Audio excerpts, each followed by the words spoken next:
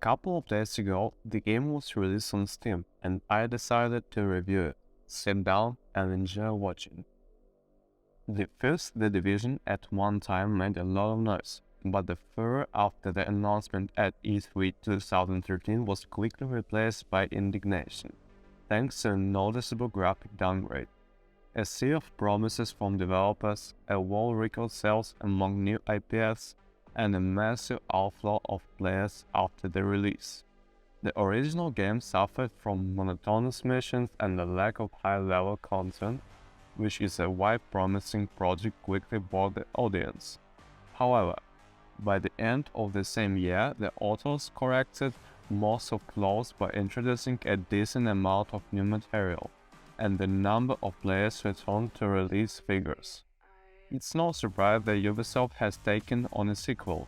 Often sequels are better for the studio, while the first game served as a test field for new mechanics. The question is, did The Division 2 manage to surpass its predecessor? Having completed the story campaign and reached the maximum level of the 13th, I can say for sure, the sequel is not so different from the original. It only in places supplements the already working formula of an animal shooter and does not create something new. A full-fledged leap forward or a rethinking of the vision of the original game did not take place. According to the plot, the epidemic, which is in the first part caused the local apocalypse, has been eliminated for half a year. New settlements spring up on the ruins, but aggressive bands of murderers and remaining pockets of infection interfere with the safe existence.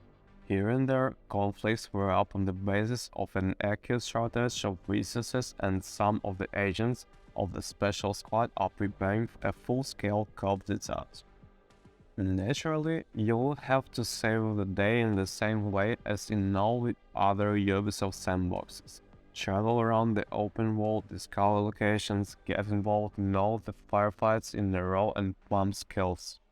Everything as usual. Is it that instead of talent there are shelters, machines for the distribution of side tasks? But the script, let's say, tolerable. The Division 2 tells a typical story about fighting bad guys who want to take over the world. Not exactly dull, but very predictable. Cutscenes in places are not bad, but unexpected plot twists are visible from afar. There are enough secondary characters in the game, and I have to communicate with them a lot. But for half of the story campaign, I did not remember a single face. Nephis is simply there because someone needs to give out quests. The antagonists are no better written. They want to kill everyone by default.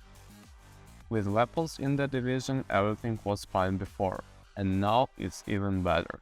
I don't know what the developers had done with the sound of shooting, but the barrels seem to be more powerful or something. A rich arsenal allows you to choose weapons for every taste. Light machine guns, so far the clear favorites of the meta, SMGs, shotguns, assault and sniper rifles, all show themselves differently in battle, but they sound and play equally great. The combat system has undergone minor changes, not the most obvious but competent. However, with the skills everything is the same. Some have been slightly changed, others have been left untouched. There are 8 in total, but each has several modifications. For example, a headshot that covers you from head to toe can be taught to deflect bullets at the nearest enemy, but this will open your legs, which means you sacrifice protection from additional firepower. Or a small bomb, you can add auto-targeting to it or make it faster. The Division 2 does an excellent job with the main task. It easily kills free time. Recapturing the map after the end of the campaign is a very dirty trick to increase the playability of the endgame, but the content still does not end there. New opponents, specialization systems, and additional not-all tasks slightly diversify the high-level gameplay, and soon players will fight 8-man raiders and 3 free DLCs. In a word, Ubisoft made a typical Ubisoft product. and this is not your approach.